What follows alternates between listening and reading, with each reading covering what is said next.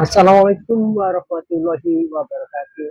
Jumpa lagi di Jurnal PKSPD dengan tajuk Bupati Luki lantik 60 pejabat, manajemen talenta atau manajer relawan ataukah manajemen karwet.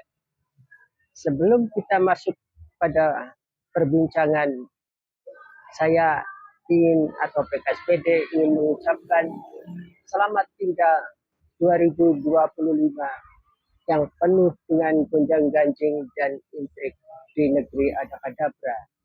Dan selamat datang 2026 di negeri Adakadabra. Hari Selasa, Bupati Indramayu melantik 60 pejabat yang terdiri dari pejabat struktural, pejabat fungsional, pejabat administrasi. Pelantikan itu dilakukan pada hari Selasa tanggal 30 Desember 2025. Jadi untuk mengakhiri tahun 2025, Bupati Luki mengambil kebijakan pelantikan di 3 pejabat penting di posisi yang strategis pula. Dan perbincangan ini saya angkat dari Tribun Jabar dengan judul berita Luki Hakim dan lantik dan ambil sumpah 60 pejabat di lingkungan Pemkab Indramayu.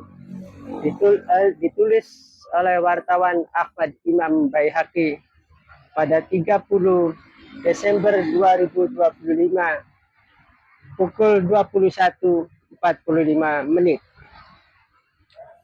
Apa yang menarik dari pemberitaan ini? Sampai hari ini PKSPD tidak mendapatkan nama-nama 60 pejabat yang dilantik atau diambil sumpahnya oleh Bupati Luki, sehingga kemudian tidak bisa melakukan pembacaan secara holistik siapa saja yang telah dimutasi. Tetapi yang menarik adalah dari 60 pejabat terdiri dari 2 pejabat tinggi pratama, 26 pejabat administrasi, dan 32 pejabat fungsional. Itu yang diberitakan oleh Tribun Jabar pada Selasa 30 Desember 2025. Di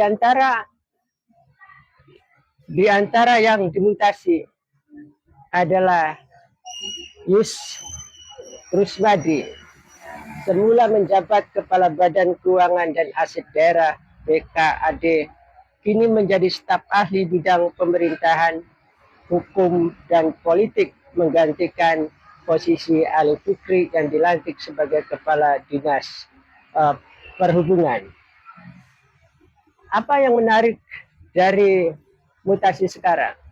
Sebelumnya sebenarnya sudah dilakukan rotasi jabatan atau mutasi pejabat-pejabat penting pada September 2025 terhadap 325 pejabat. Kalau kita kemudian menghitung rentang waktu, maka kurang dari 6 bulan ada rotasi baru atau pelantikan. Apa yang kemudian menjadi masalah dalam hal ini? PKSPD sebenarnya tidak ingin membicarakan soal Yus Rusmadi, tetapi karena ini adalah salah satu berita atau sampel yang ingin kita jadikan, karena Yus Rusmadi atau ada pejabat lainnya, jika kemudian kita mendapatkan datanya mungkin dimutasi kembali, artinya sebelum 6 bulan, sebelum 1 tahun, atau sebelum 2 tahun kemudian sudah dimutasi. Lantas apa pijakan Bupati atau minimal saran dari inspektorat atau kemudian saran dari Kepala BKPSDM? Mari kita perhatikan apa penjelasan dari Kepala BKPSDM. Alasan pelantikan tersebut yang belum setahun bahkan belum 6 bulan boleh dimutasi kembali adalah berdasarkan surat edaran Menpan RB nomor 19 tahun 2023. Katanya sebelum 2 tahun boleh dimutasi atau ada rotasi jabatan. Memang benar, baik itu surat edaran Menpan RB nomor 19 tahun 2023, Undang-Undang nomor 5 tahun 2014 tentang ASN, dan PP 11 tahun 2017 tentang manajemen ASN. Memang boleh sebelum 2 tahun kemudian dimutasi kembali, tetapi itu tidak berdiri sendiri. Frasa itu tidak boleh dipotong karena kalimat itu ada koma atau lanjutannya. Di dalam regulasi yang tadi disebutkan, jika saja bupati kemudian memahami betul tata kelola, memahami betul regulasi, termasuk kepala BKPSDM yang memberikan jawaban saat dikonfirmasi, yaitu pada hari Rabu pukul 8:58 mengatakan boleh dimutasi sebelum 2 tahun atas dasar surat edaran Menpan RB nomor 19 tahun 2023. Padahal kita tahu dalam regulasi itu, 3 regulasi minimal yang saya sebutkan itu memang membolehkan, tetapi ada tetapi. Dalam kondisi tidak normal, dalam kondisi yang mendesak, dalam kondisi darurat, boleh mutasi dilakukan sebelum 2 tahun atau sebelum 6 bulan. Tetapi harus dipertimbangkan secara objektif, harus dievaluasi secara objektif. Kalau kita melihat pelantikan 60 pejabat yang ada salah satu atau mungkin beberapa pejabat yang belum 6 bulan dimutasi kembali, apa dasar logika dan akal warasnya? Bisakah logika dan akal waras yang menuntun kita untuk mengatakan bahwa itu boleh saja karena dianggap darurat atau dianggap penting atau dianggap mendesak atau dianggap tidak normal? Dalam hal apa ketidaknormalannya? Karena kita tahu stok kapasitas ASN Indramayu mau diputar-putar bagaimanapun juga, kapasitas intelektual, kapasitas integritas, kapasitas mentalitas, maka hanya ada seitu-itunya, tidak bisa melampaui hal yang. Dan satu catatan yang penting bahwa semua kepala dinas pada tingkatan kepala SKPD, camat mungkin, kemudian sekdis, kabid sampai pada kabid, maka sesungguhnya adalah punya mentalitas loyalis terhadap bupati atau penguasa. Tidak ada dalam catatan PKSPD pembangkangan yang dilakukan oleh kepala dinas atau setingkat sekdis atau setingkat kabid atas kebijakan bupati atau atas apapun kebijakan penguasa. Karena mentalitas ASN mayoritas barangkali dihitung dengan jari pun tidak ketemu, semuanya ingin mengamankan jabatan, tunjangan, sehingga posisinya atau mau tidak mau, suka tidak suka, dia harus memilih jalan sebagai pemujak kekuasaan atau penghamba kekuasaan. Sehingga alasan mutasi dan alasan tidak bisa bekerja tidak bisa kita terima secara logika dan akal waras. Itu yang menjadi catatan penting. Lalu bagaimana regulasi mengatakan masa mutasi sebenarnya minimal masa jabatan 2 tahun untuk pejabat struktural, pejabat administrasi, dan pejabat fungsional, atau paling singkat 2 tahun dan paling lama 5 tahun, maka itu boleh dilakukan penyegaran atau mutasi jabatan, kecuali dengan alasan tidak normal tertentu atau darurat. Itu intinya dari semua regulasi yang tadi saya katakan sebagai dasar tata kelola yang baik. Jabatan struktural boleh dimutasi kurang dari 2 tahun atau setelah 6 bulan jika tujuannya untuk akselerasi atau percepatan kinerja organisasi dilakukan melalui evaluasi kinerja yang objektif. Kapan kemudian menggunakan akselerasi untuk mengoptimalkan kinerja dalam tata kelola? Tidak ada tradisi di Indramayu, tidak ada mentalitas dari pejabat di Indramayu. Lantas, evaluasi kinerja yang objektif seperti apakah? Kalau bukan kita harus mendalilkan bahwa semuanya atas dasar like and dislike, atas dasar suka tidak suka, atas dasar ketidakobjektifan. Dalam Menpan RB, Surat Edaran Menpan RB dan BKN nomor 7 tahun 2024, intinya sama. Tetapi yang kemudian kita menjadi sangat tidak paham, tidak mengerti sama sekali karena tidak bisa diterima logika dan akal waras. Kepala BKPSDM mengatakan bahwa Pemda telah berkonsultasi kepada BKN dan kemudian itu membolehkan. Konsultasi seperti apakah yang disampaikan kepada Kepala Badan Kepegawaian Negara atau setingkat di bawahnya? Jangan-jangan hanya melaporkan bahwa ini kebutuhan untuk rotasi, untuk penyegaran dan lain-lain. Sehingga Badan Kepegawaian Negara tidak tahu persis apa yang ada di Indramayu. Kalau kemudian dikatakan bahwa ada hal yang mendesak, ada hal yang darurat, kenapa yang baru dimutasi, belum 6 bulan dimutasi kembali? Apakah dianggap tidak bisa kerja? Tidaklah, tidak mungkin. Karena pada dasarnya, kalau boleh kita mengambil analogi yang paling ekstrim, analogi yang paling tidak beradab sebagai ASN, apakah itu pada tingkat kabin, pada sektis, maupun kepala SKPD, pada dasarnya cukup dengan SMA. Karena semua regulasi, semua tata kelola ada contohnya, ada matriknya, ada kolom-kolomnya, ada nomenklaturnya.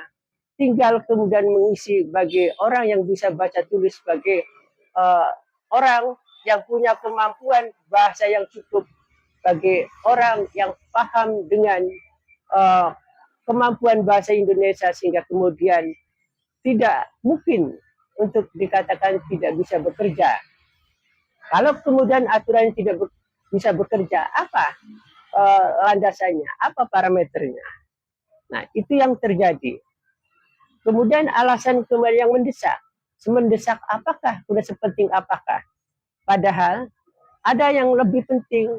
Misalnya setelah saya konfirmasi dari pihak internal RSUD Indramayu pada hari Rabu, yang dijawab pada hari Rabu pula jam 15.14, maka Direktur Rumah Sakit masih belum definitif, masih tetap PLT sejak September 2025 sampai dengan sekarang ini. Jadi kalau sekarang ini 1 Januari, maka kemudian nyaris atau belum juga 6 bulan. Tetapi ada pejabat yang kemudian belum 6 bulan, kemudian dimutasi kembali padahal baru dimutasi. Itu yang menjadi pertanyaan kita pada kebijakan Bupati melantik dan mengambil sumpah 60 pejabat di jajaran pemerintah Kabupaten Indramayu seperti yang diberitakan diantaranya oleh Tribunnews Jabar. Persoalannya kemudian pertanyaannya, kalau misalnya kemarin yang menduduki Kepala Badan Keuangan dan Aset Daerah dianggap tidak bisa bekerja atau dianggap ada masalah, pertanyaannya adalah pada mutasi September 2025, Bupati mengklaim menggunakan metodologi manajemen talenta. Lantas, bagaimana mungkin kemudian dianggap tidak bisa bekerja, sehingga kemudian baru ditempatkan sebelum 6 bulan kemudian sudah dimutasi kembali. Argumen itu kemudian menjadi patah atau gugur atau kemudian menjadi amat naif. Kalaupun misalnya diterapkan manajemen talenta, apakah benar mutasi sekarang dan yang kemarin juga menggunakan manajemen talenta?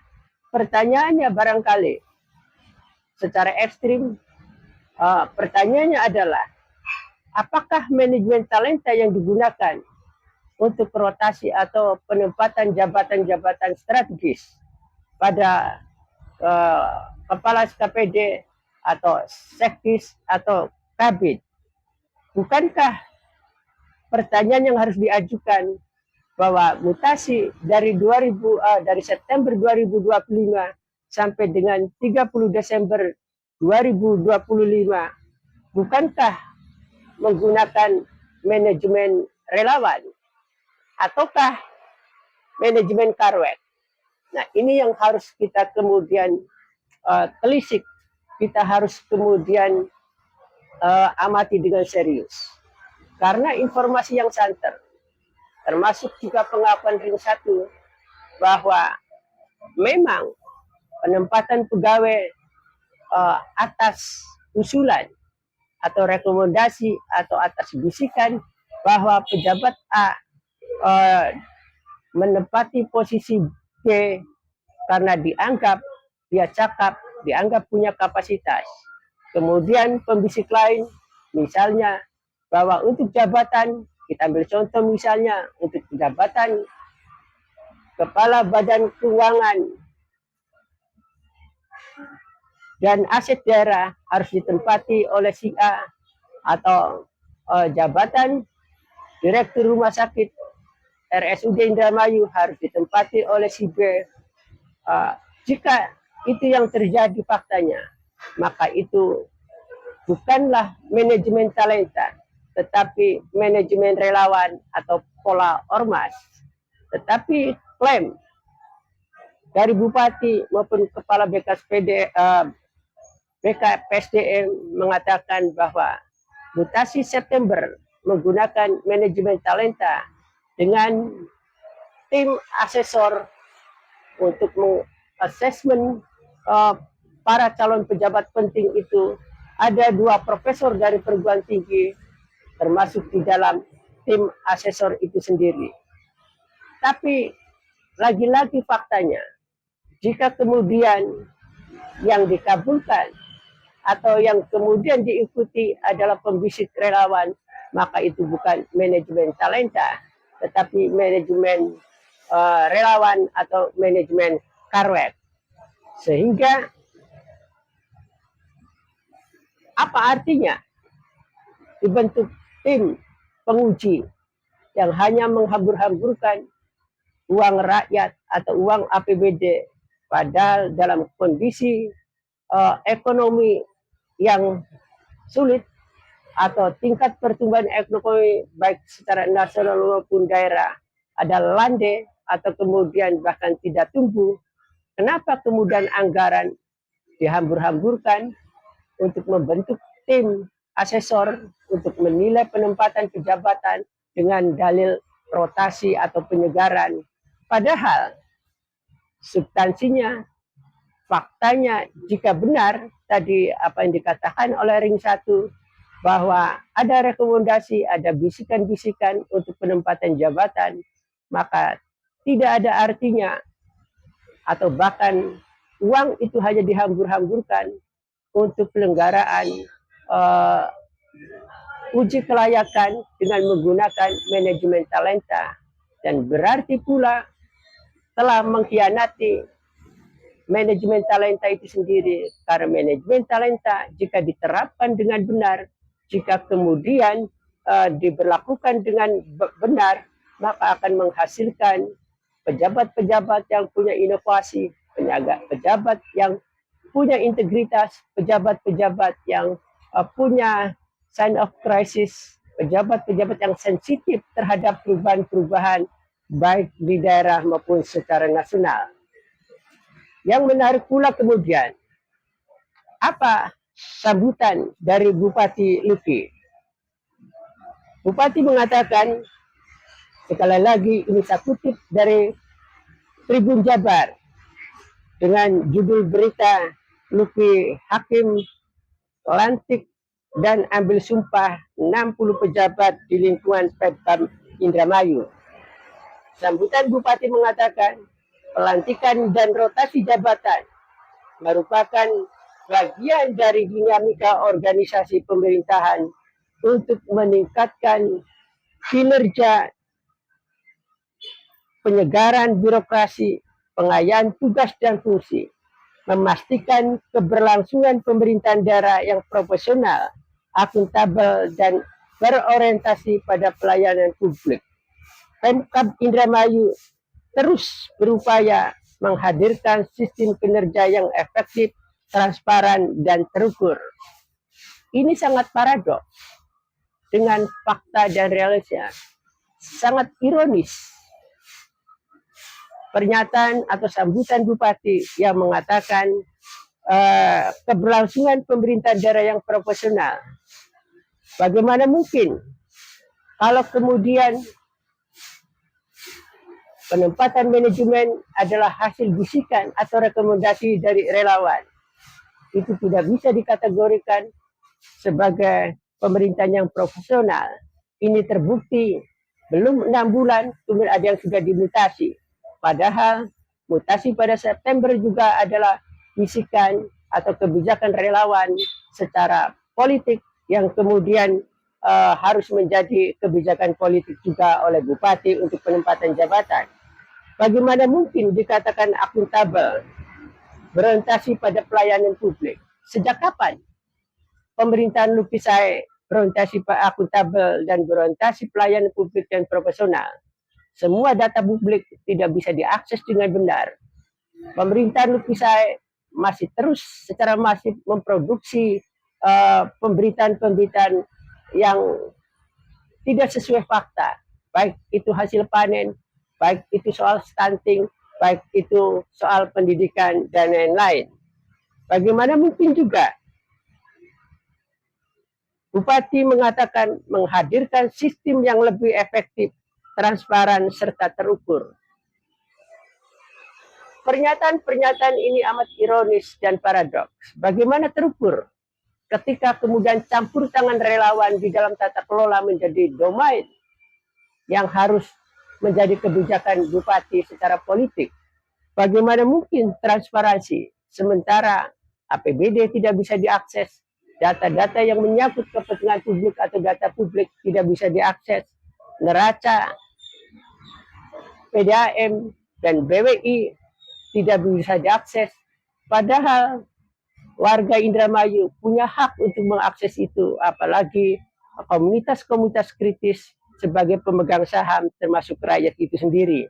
Bagaimana mungkin kemudian itu dikatakan terukur, profesional, akuntabel, dan berorientasi pelayanan publik? Klaim-klaim semacam itu, bukankah itu adalah memproduksi pernyataan-pernyataan yang hoax, yang pada dasarnya pernyataan-pernyataan itu sangat paradoks untuk dikatakan manipulatif dengan fakta yang ada di lapangan dalam tata kelola pemerintahan Luki Sae. Ini menjadi catatan penting bagi kita, bahwa jika kemudian pemerintahan Luki Sae tetap menggunakan sistem atau pola relawan atau ormas dalam penempatan jabatan, dalam pengambilan kebijakan publik yang strategis, yang berdampak luas, seperti PDAM, BWI, dan penempatan pejabat, maka tidak bisa diharapkan pemerintahan Indramayu akan berubah menjadi baik, termasuk misalnya keputusan pola relawan atau ormas pada penjaringan atau kemudian keputusan untuk memutuskan anggota atau jajaran Dewan Pengawas PDAM yang bakal diumumkan karena ada 5 orang yang kemudian lolos secara tes akademik kemudian wawancara. Nah, pola-pola relawan ini bertentangan dengan sistem tata kelola pemerintahan yang baik seperti yang dikatakan dalam Undang-Undang Nomor 28 tahun 1999 tentang Good Governance dan Clean Government. Nah, sekali lagi bahwa kita semua patut prihatin ketika kemudian penempatan jabatan atau kebijakan-kebijakan yang ditempuh pemerintahan Luki saya adalah berpola relawan atau ormas, tidak berpijak pada regulasi yang benar. Dan catatan paling akhir yang kita tidak pernah paham, yang mempunyai logika dan akal waras, selalu regulasi dipakai celahnya atau diakal-akali celahnya, kemudian hanya sepotong dibaca tidak selesai dalam satu kalimat. Padahal tadi dikatakan boleh sebelum 2 tahun ada rotasi jabatan, tetapi dengan syarat atau harus mempertimbangkan harus ada evaluasi kinerja secara objektif, harus dalam kondisi tidak normal atau darurat atau harus kondisi mendesak. Bukan semata-mata dimaknai bahwa karena boleh lalu celah itu dipakai dengan manajemen karwek sesukanya untuk memutasi, sesukanya kapan itu mutasi, sesukanya kapan itu atau siapa orang yang akan ditempatkan sesuai dengan pola relawan, saran, bisikan, meskipun itu semua sangat tidak bisa dipertanggungjawabkan, sangat tidak rasional, sangat tidak menggunakan logika dan akal waras. Tetapi itulah fakta tata pemerintahan, tata kelola pemerintahan Luki saya sampai dengan akhir tahun 2025 yang kita bisa lihat, kita bisa uji kebenarannya, kita bisa buktikan kebenarannya, kita bisa pertanggungjawabkan kebenarannya atas realitas yang terjadi di dalam tata kelolaan pemerintahan Luki saya. Sebagai masyarakat sipil dan semua orang Indramayu yang menginginkan perubahan, saya berharap atau PKSPD berharap mengambil peran dan fungsi sebagai watchdog. Tidak saja media massa sebagai pilar keempat, karena ada kecenderungan media massa sekarang terutama di tingkat lokal tidak lagi menjadi watchdog di dalam pengawasan atau kontrol terhadap tata kelola pemerintahan di daerah. Nah, inilah persoalannya. Semoga kita semua tetap tidak pernah lelah untuk mengingatkan, untuk mengkritik. Karena pola relawan, kemudian mentalitas ABS atau bupati yang ABS dan wakil bupati yang ABS sangat merugikan terhadap perkembangan Indramayu. Kemudian DPR yang kemudian tidak mau tahu, seharusnya DPR bisa ambil bagian untuk melakukan pengawasan sesuai dengan tupoksinya terhadap kebijakan-kebijakan publik, baik itu rotasi jabatan, baik itu terhadap rekrutmen Dewan Pengawas maupun jajaran direksi. Ternyata pada hari ini sampai dengan hari ini DPR tidak mau tahu, bahkan tidak mau ingin tahu dalam persoalan bobroknya Indramayu. Terima kasih. Wassalamualaikum warahmatullahi wabarakatuh.